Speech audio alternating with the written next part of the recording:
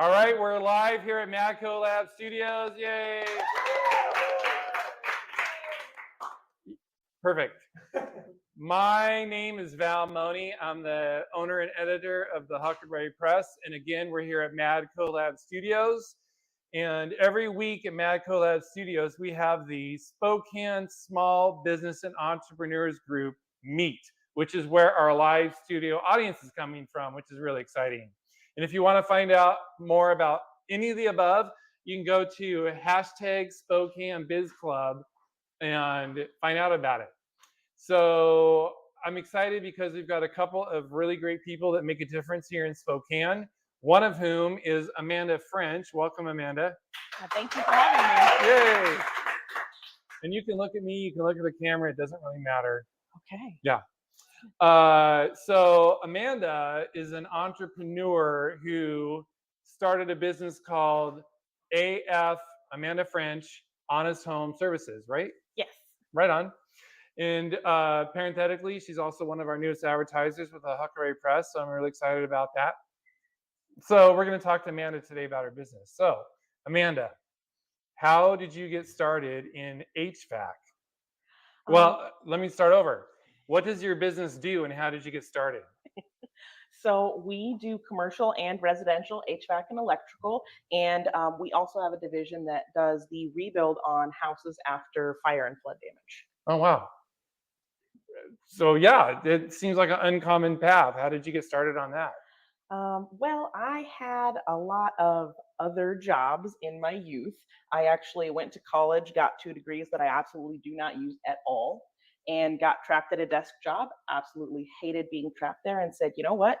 I need to do something with my hands and I need to do something where I'm sure that I have a job. And I said, hey, how about electrical? My dad was an electrical engineer. So I didn't want that kind of math, but I did want to put my hands on something. Electrical it was, and it eventually magically led to HVAC as well. And here we are. Basically, it's got trapped at a desk and don't want to be stuck typing. That makes a lot of sense. What were some of the challenges you had along the way of learning your trade? I think that a lot of it is pushback from from some people in the industry, from some customers, and the learning curve that is extremely high in the trades. You have to be able to get in there, you have to be able to learn it quickly, you have to be able to do it quickly because customers are depending on you. You're working on things that could be dangerous and you're working on things that affect people's lives. You need to make sure that families have heat in the winter if something breaks. You need to make sure that people who are medically compromised can have air conditioning in the summer so that they don't get overheated and have hospital trips. And you need to make sure that people have lights on and powered refrigerators and everything like that. I mean, we're working with people's lives here and their quality of life. Wow. I hadn't considered all of that. Uh, I have a question. How has it been being a woman in a field that's mostly dominated by men? I think that it all depends on who you're interacting with. I have been lucky enough that most of my interactions, not only with other business owners and with customers, have been great. People are oftentimes really happy to have a woman be there because, you have, older ladies. Oh my gosh, it's so great to see a young woman in a trade I never thought I'd do back in the day.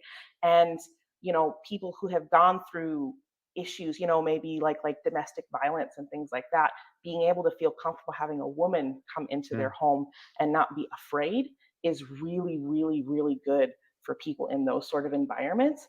And we add a different sort of a view on things.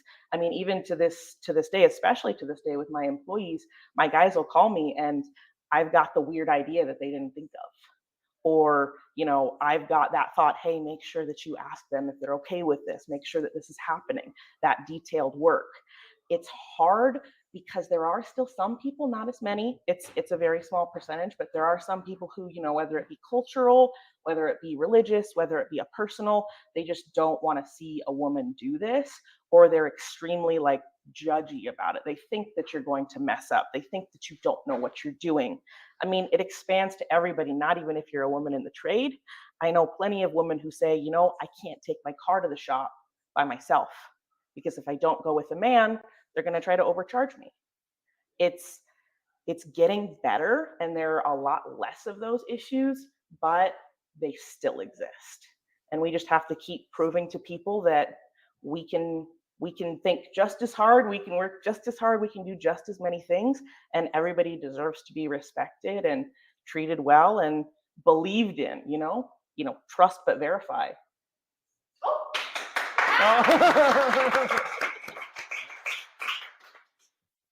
Good job. You've been in business. You just had an anniversary, or you're about to have an anniversary? We had our 1-year official anniversary on 4/19. Wow. So we are 1 year and 3 weeks. What is one or two things that you've learned in your first year that might make a difference for somebody else starting out in their business? You have to be prepared to struggle. Nobody takes it as a cakewalk ever. No matter what business you're in, no matter how much experience you think you have a business degree, you have a this, you have a that, it is going to be hard. You are working late nights. You need to have a support system around you that understands that you might wake up at 6 a.m. every morning and be working until 11:30 at night. You might need to take phone calls in the middle of dinner. You might be completely stressed out and you might get a little snappy at the end of the day when you work with a hard customer. And that doesn't just go away. That's not magically you hit a certain point and everything goes perfectly. These challenges of owning a business, it's a lifelong thing. And until you get to be the CEO of Walmart and people only call you when they tell you they're paying you lots of money, you are going to be stressed out. You're going to be working hard. Your biggest goal is to make sure that you succeed and you can pay your people, everybody that works for you can eat, everything's being done properly. In certain industries, you're pulling the right permits, you're getting the inspections done, you're doing everything above the board and making sure that everything is happening safely. So it's a constant. I have gotten calls at 11:30 at night and I've taken them. And you've overcome all of that. I mean, staying in business for a year is like the first milestone, right? I think that the milestones are 1 year, 3 years, and 5 years are the big ones. And then you start to get a little bit more steady. So hitting 1 year is really exciting. And I am really excited because I know that it's not often that you get big quickly, but we are actually at 5 full-time employees, not including me, at just 1 year. Wow.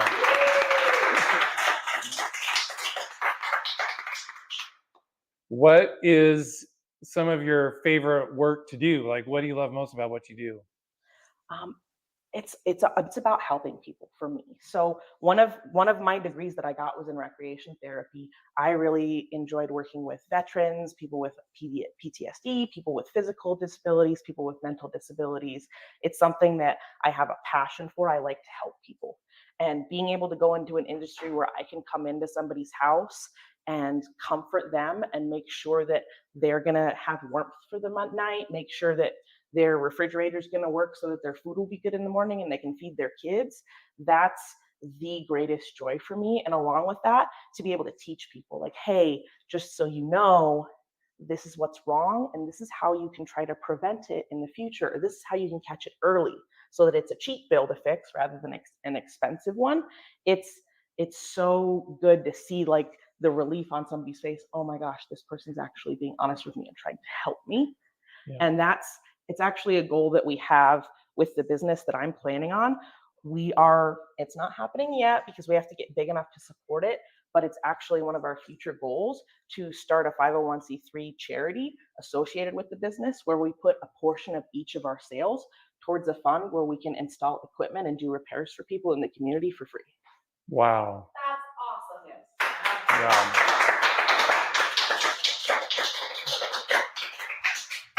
We have time for a question or two from our live studio audience. What questions do you have for Amanda? Gosh, they're so inspiring. I'm just still catching up with it all. I think that's absolutely amazing that you've been in business for a year and you have that many employees. I mean, obviously, I've seen other companies doing like restoration, repair. It seems like there's a lot of that out there for some reason. I don't know why, because Spokane seems pretty stable, but it's a very competitive business, right? Well, Let me repeat it. So the industry you're in is competitive, yes? yes. A lot of the competition right now, I think we're in a little bit of a dip in especially the electrical and HVAC industries just because of the change in seasons. Because you have the winter, heaters break, people want to get projects done because they're not home or because they are home, and then right between that winter and summer, HVAC systems aren't really doing very much. You don't need to heat a lot, you don't need to cool a lot, you don't notice when something's broken, and people are working on tax season, so they don't want to spend a lot of money. So it's always those spring and fall times where things get very, very competitive. We've been seeing a lot of very ridiculously low priced bids and low priced work, and people trying to do things without permits lately. And I'm going to be excited for summer to start so that we can see everybody actually doing what they're supposed to be doing again. Right on. Any other question? Just a comment of how awesome it is that you are blending such unique skill sets of being so approachable and really meeting people's internal needs, because whenever you're calling for something like that, it's very stressful.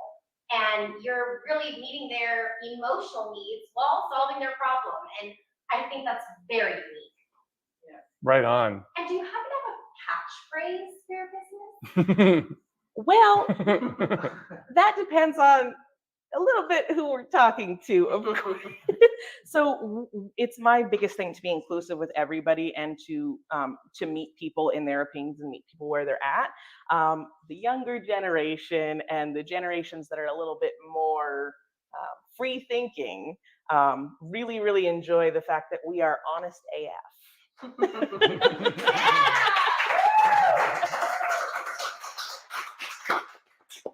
I'll tell you exactly how it is, and I've told my employees, please, if anybody ever asks, we are fully capable and committed to telling you exactly what's going on. If you want to ask them and they feel comfortable telling you if they're being, paid well, or telling you if we're overcharging you, or telling you if we're undercharging you, or giving you any sort of information that you want, I have told them, don't keep anything from anybody. There's no reason to.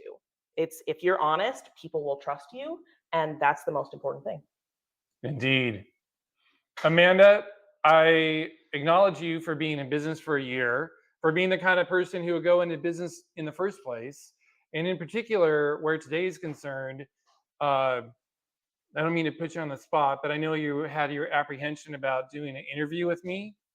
And I just want you to know that you are perfectly well spoken. You come across very clear, and I can completely see why you're so successful at what you do. So thanks so much for being willing to be interviewed. Yay. Thank you. And congratulations on all your success. Thank you.